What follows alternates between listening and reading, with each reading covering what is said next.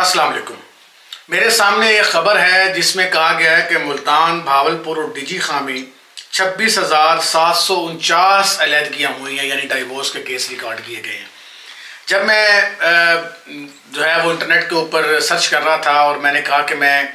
कुछ ऐसे केसेस के बारे में देखूं कि पाकिस्तान के अंदर या पूरी दुनिया में जो तलाक की शरह है वो क्या है, तो मैं देखकर बड़ा हैरान हुआ कि पाकिस्तान में गुज़िश्ता 5 साल के अंदर जो डाइवोर्स केसेस हैं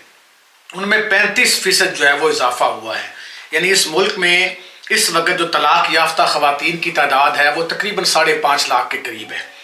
और इनमें जो तलाक की शरह है, इसमें अरेंज मैरिज शादियां जो हैं उसमें 5% उनका रिकॉर्ड किया गया है, और जो लव मैरिज शादियां होती हैं उनमें डाइवोर्स की शरह जो है वो 55% जो है वो रिकॉर्ड की गई है। अब हम जब ये सोच रहे थे तो मैंने कुछ अर्सा पहले एक कॉलम लिखा था, वो कॉलम एक अखबार में भेजा भी था मैंने, बावजूद वो कॉलम शाया ना हुआ। उस कॉलम का उन्वान था शाही शादियाँ। जब मियाँ नवाज शरीफ साहब की जो है वो नवासे की शादी जारी थी और कराची के अंदर फरियाल तालपुर की बेटी की शादी जारी थी, तो उन जो रसूमात वहाँ अदा की जा रही थी उसके ऊपर मैंने एक कॉलम लिखा था। उन्हीं दिनों में मुझे तलाक की शरह और पाकिस्तान में बड़ी शादियाँ और आम शादियों के बारे में तहकीक करने का मौका मिला था, और मैं ये जानकर बड़ा हैरान हुआ था कि पाकिस्तान में वो शादियाँ भी नाकाम हुई जिन शादियों पर अरबों रुपये लगा, और पाकिस्तान में वो शादियां भी नाकाम हुई जो शादियां चंद जो 2 जोड़ों में जो है वो रुखसत की गई, लेकिन उनकी शरह बहुत जो है वो कम है। अच्छा, जब मैं ये देख रहा था कि एक नॉर्मल शादी जो 5-7 जो नॉर्मल शादी 5 से 7 या 12 शादियों में 9 इवेंट जो है वो रिकॉर्ड किए गए। मसलन आप देखिए, इवेंट देखिए कि शादी के ऊपर जो इवेंट आप हमारे यहाँ चल रहे हैं वो है बात पक्की, मंगनी, दुआए खैर, ब्राइडल शावर, गेम नाइट, ढोलकी, माइयों मेहंदी, कवाली नाइट, मेहंदी लगाई, निकाह, बारात, वलीमा और चौथी या मिलनी। ये वो रसूमात हैं जो पाकिस्तान में 9 के करीब ये इवेंट हैं जो शादी के हमारे यहाँ चल रहे हैं। तो अगर एक बड़ी फैमिली जो है वो इन 9 इवेंट्स को करती है तो आप खुद अंदाज़ा लगाएं कि ये तकरीबन 20-30-40 लाख से ऊपर की बात है। और अगर 30-40 लाख या 50 लाख एक शादी पे खर्च होता है और वो शादी चंद माह बाद या चंद साल बाद के बाद वो ख़त्म हो जाती है, तो डेफिनेटली ये एक बड़ी शॉकिंग न्यूज़ है उस फैमिली के लिए भी और माशरे के लिए भी कि क्या वो फैमिली, वो शादी भी नाकाम हो गई जिस शादी के ऊपर अरबों रुपया जो है वो लगाया गया था। यहाँ जुनैद सफदर की बात हमारे यहाँ सोशल मीडिया पर बहुत वायरल हुई, लेकिन मैं ज़ाहिर है इस शादी के ऊपर डिटेल में इसलिए बात नहीं करूँगा कि उनको निजी मामलात हो सकते हैं, मगर फिर भी एक बड़ी शादी थी। जब ये ख़राब हुई तो इसके ऊपर भी सोशल मीडिया पर जो है वो बहुत ज़्यादा चहमगोइयाँ हुई। मुझे याद है कुछ ऐसा पहले सियालकोट में एक शादी हुई थी जिसमें गैर मुल्की करेंसी और साथ साथ घड़ियाँ जो और मोबाइल फ़ोन लोगों पर निछावर किए गए थे। इसी तरह गुजरावाला में एक शादी में 1.25 करोड़ रुपए बारात पर निछावर किए गए। सिंध में दर्जनों ऐसी शादियां रिकॉर्ड की गई जहां करोड़ों रुपए और तोहफे शादी पर उड़ाए गए, मगर इसके बावजूद वो शादी जो डिमांड से भरी हुई शादी थी वो चंद दिन न चल सके। तो हम जब ये सोच रहे थे कि यार पाकिस्तान में ये जो तलाक की शरह है ये इतनी ज़्यादा बढ़ती जा रही है और पाकिस्तान में नित नए मसाइल बढ़ते जा रहे हैं, उसमें अरेंज मैरिज तो का मसला तो है ही, जो लव मैरिज होती हैं उसमें भी मसाइल जो हैं वो बहुत ज़्यादा हैं। तो मैं जब इस पर तहकीक कर रहा था तो कई ज़्यादा चीज़ें जो है वो मेरे सामने आई, कई पॉइंट मेरे सामने आए। फॉर एग्जांपल, सबसे बड़ा जो हमारे यहाँ मसला है जिसको हम तनकीद का निशाना बनाते हैं, हालांकि वो तनकीद इतनी उस पर बनती नहीं है, उसकी वजह यह है कि हमारे यहाँ जो खुद मुख्तारी है ख़वातीन के मामले में उसको एक अच्छा पहलू भी दिया जा सकता है कि अच्छी बात है ख़वातीन जो हैं वो खुद मुख्तारी पर आ गई हैं। मगर हमारे यहाँ इस खुद मुख्तारी जब अना का मसला बन जाती है, जब ज़ाती ज़िद का मसला बन जाती है और मर्द और औरत के दरमियान जब ये क्लैश बढ़ना शुरू हो जाता है, तो ये एक वक्त आता है कि ये मामला अलहदगी तक चला जाता है। अगर बीवी भी पढ़ी लिखी है और बहुत अच्छी अर्निंग करती है, उसको भी माशरे में अपना स्टेटस चाहिए, उसको भी माशरे में अपना प्रोटोकॉल और पहचान चाहिए, जो शोहर है उसको भी माशरे में प्रोटोकॉल और पहचान चाहिए, तो इस दरमियान बच्चे जो हैं वो पिसना शुरू हो जाते हैं और माँ और बाप जो होते हैं वो आपस में प्रोटोकॉल के लिए माशरे में सर्वाइव करना शुरू कर देते हैं। और हम देखते हैं कि इस तरह की शादियाँ एक वक्त आता है कि मियाँ बीवी जो हैं वो आपस में उकता जाते हैं और वो मशवरे के साथ जो है वो अलहदगी का ऐलान कर लेते हैं। इसके अलावा पाकिस्तान के अंदर जो सबसे बड़ा मसला है वो तवक्कुआत का बढ़ जाना है। आप जानते हैं कि लव मैरिज के अंदर सबसे बड़ा प्रॉब्लम जो है वो तवक्कुआत का है कि हमारे यहाँ जब शादी होती है तो लव मैरिज में जो शोहर होता है वो अपनी बीवी को जो है वो सब्ज़ बाग दिखाता है, लेकिन जब शादी हो जाती है, रुश्ती हो जाती है, तो वो सब्ज़ बाग जो होते हैं वो सारे के सारे जो है वो بنجر ہو جاتے ہیں، ختم ہو جاتے ہیں، تو پھر وہاں پر جو ہے وہ توقعات کا جو بحران ہوتا ہے یا جو توقعات ٹوٹنے کا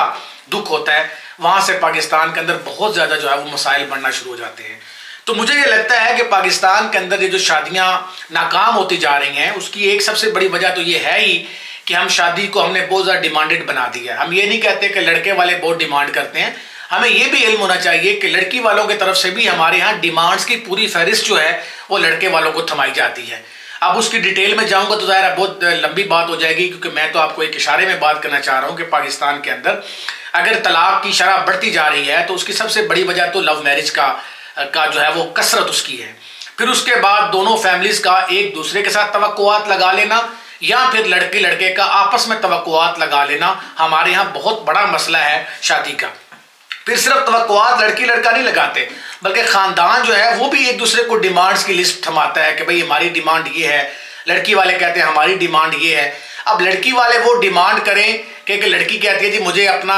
1 کنال کا DHA کے اندر گھر چاہیے، مجھے اچھی گاڑی چاہیے، مجھے اچھا لائف سٹائل چاہیے، تو سوال کرنے والا کہتا ہے کہ بھائی جب تمہارے والد ساری زندگی ایک رینٹ کے گھر میں رہ رہے ہیں، وہ تمہیں یہ سب کچھ نہیں دے سکے، تو تم لڑکے سے یہ کیوں ڈیمانڈ کرے کہ تمہیں یہ سب چاہیے؟ یعنی یہ بڑی نارمل سی بات ہے کہ ایک لڑکا جس نے اپنی تعلیم بھی مکمل کرنی ہے، جس میں جاب کا اپنا کیریئر بھی بنانا ہے، اور پھر اس نے 30-35 سال میں شادی بھی کرنی ہے، تو وہ یہ ساری چیزیں 30-35 تک کیسے تمہیں جو ہے وہ دے سکتا ہے؟ اس کی ایک ہی حل ہے، یا تو اس کے پاس اوپر سے بہت زیادہ کمائی آتی ہو، تو یا پھر اس کے لیے اس کو وہ سونے کا چمچ لے کے پیدا ہوا، ورنہ اس کے علاوہ تو کوئی دوسرا راستہ نہیں ہے کہ لڑکی کی ڈیمانڈ پوری کی جائے۔ تو لڑکے کے حوالے سے بھی یہی مسئلہ ہے کہ اگر وہ بھی ڈیمانڈز کی فہرست رکھتے ہیں کہ مجھے لڑکی والوں سے یہ چاہیے، تو یہ شرمناک بات ہے۔ میرا خیال سے جب ایک والد آپ کو اپنی لڑکی دے دیتا ہے تو پھر اس سے بڑا کوئی زیور نہیں ہوتا، اس سے بڑا کوئی دولت نہیں ہوتی۔ تو لڑکے والوں کی طرف سے بھی ڈیمانڈز کا بہت زیادہ جو ہے، پھر والدین آپس میں انٹرفیئرنس بہت زیادہ کرتے ہیں۔ لڑکی والے جو ہیں وہ اپنی لڑکی کے والدین اپنی لڑکی کے ساتھ مسلسل گفتگو میں رہتے ہیں، لمبی لمبی کالز کرتے ہیں، لڑکا جو ہے اس کے والدین اس کو سمجھانے میں لگے رہتے ہیں۔ تو شادی کے بعد ان دونوں کو آپس کی زندگی گزاری نہیں دی جاتی، بلکہ ان کے اوپر پریشر ہوتا ہے دونوں فیملیز کا۔ تو ایک بہت بڑی وجہ ہے والدین کا پریشر دونوں طرف سے، جو شادی کو بہت زیادہ کمزور کر دیتا ہے، اور جو لڑکی اور لڑکا ہوتے ہیں وہ ان کے اندر جو فیصلہ کرنے کی طاقت ہوتی ہے وہ ختم ہو جاتی ہے۔ وہ بلکہ آپ سمجھیں کہ انہوں نے چائے بھی پینی ہوتی ہے تو وہ اپنے والدین سے پوچھتے ہیں جناب ہمیں یہ چائے پینی چاہیے یا نہیں پینی چاہیے۔ اگر شوہر اپنی بیوی کو 2 سوٹ لے کے دے گا تو وہ بھی اپنے والدین سے مشورہ کرے گا، یا بیوی اپنے شوہر کے لیے کوئی ڈیمانڈ پوری کرے گی تو وہ بھی ماں باپ سے مشورہ کرے گی۔ تو اس کے بعد آپ خود سوچیں کہ شادی جو ہے وہ کس طرف جاتی ہے۔ اس سے بھی عدم برداشت پیدا ہوتا ہے معاشرے کے اندر بہت زیادہ۔ پاکستان ویسے ہی معاشی مسائل کا شکار ہے۔ ہمارے ہاں جو مہنگائی کی غربت کی شرح ہے وہ بہت زیادہ ہے، یعنی ایک ایسا ملک جہاں 98% لوگ جو ہیں وہ مسلمان ہیں، مگر وہاں 60% لوگ جو ہیں وہ غربت کی لکیر کے نیچے زندگی گزار رہے ہیں۔ تو وہاں شادی کو بھی کمرشلائز کر دیا گیا، وہاں رشتوں کو بھی کمرشلائز کر دیا گیا، ہر چیز کارپوریٹ کلچر میں ڈالنے کی کوشش کی جا رہی ہے، امیر غریب جو ہے اس کا فرق مٹانے کی کوشش کی جا رہی ہے۔ تو اس کے بعد اس معاشی مسائل میں سماجی عدم برداشت بھی ہوتا ہے، اور ذاتی طور پر جو رویے ہیں وہ بھی عدم برداشت کا شکار ہو جاتے ہیں۔ اس کے بعد آپ جانتے ہیں کہ پھر ایسے کیسز کے اندر کتنے مسائل جو ہیں ان کا انسان کو سامنا کرنا پڑتا ہے۔ تو میرا ذاتی خیال تو یہ ہے کہ شادی ایک بہت بڑا اور نیک ایونٹ تھا جس کو ہم نے معاشرے کی رسم و رواج کے اندر، آپ دیکھیں کہ ابھی 2 شادیاں جن کا میں نے ذکر کیا، فریال تالپور کی بیٹی کی شادی، نیاسف زرداری کی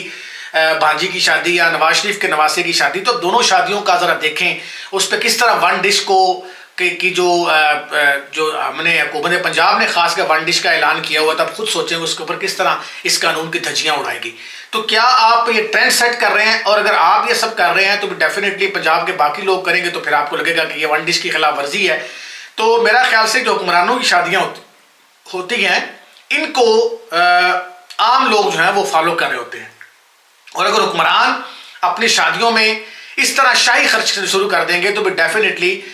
جو معاشرے کے اندر باقی خواتین ہیں، بچیاں ہیں یا بچے ہیں، ان کے دلوں میں بھی خواہش پیدا ہوتی ہے کہ ہم بھی کیوں نہ ایسی شادیاں کریں، اور پھر اس کے بعد مسائل بڑھنا شروع ہو جاتے ہیں۔ تو میرا خیال سے کہ جو بڑی شادیاں ہوتی ہیں ان کو ایک ٹرینڈ سیٹ کرنا چاہیے کہ وہ سادگی سے شادی کر کے اپنے ملک کے غریبوں کے لیے مثال قائم کرتے ہیں کہ اگر ہم ایسے کر سکتے ہیں تو آپ کو بھی ایسے شادی کرنی چاہیے۔ تو پاکستان میں یہ جو اس وقت 5 لاکھ کے قریب طلاق یافتہ خواتین موجود ہیں، اور پاکستان میں اس وقت 55% شرح جو ہے وہ طلاق کی بڑھتی اوور آل 35% اور لو میرج 55%، تو پھر آپ اس کے بعد اندازہ لگائیں کہ ہمیں کہاں کہاں تبدیلی کی ضرورت ہے، کہ پاکستان اس وقت ان تمام چیزوں کا متحمل نہیں ہو سکتا کہ ہم پاکستان کے اندر جو ہے وہ شادیوں کو ناکام بناتے رہیں، بلکہ ہمیں پاکستان میں، کیونکہ مسلم معاشرہ ہے اور مسلم معاشرے میں طلاق جو ہے وہ اچھا فعل نہیں سمجھا جاتا۔ بہت شکریہ۔